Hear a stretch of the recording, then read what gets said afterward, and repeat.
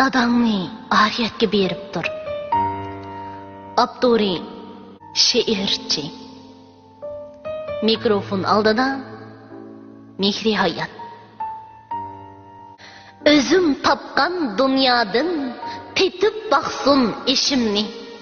Koyu alay bir qitim mörüsigi bişimni. Ya bolmasa kucaklap tüküp alay yeşimni.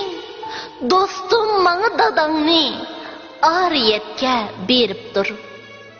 Mehrim bilen bağışlay dadam qaytip keldi dep. Hayatlıktan yeniçe bana ümit berdi dep. Söyüp koyay yenişlap öz dadamның мәңзі dep.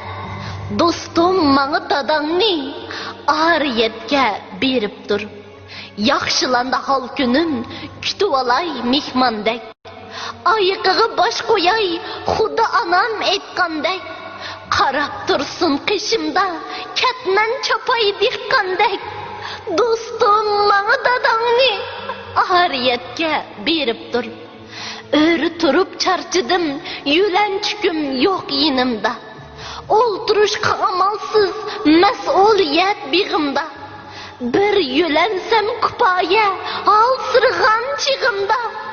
Dostum bana dadangni ariyetke berip dur. Sorup alay ötkeldin qandaq halqıp ötüşni. Ailemni anamni qandaq razı qilishni.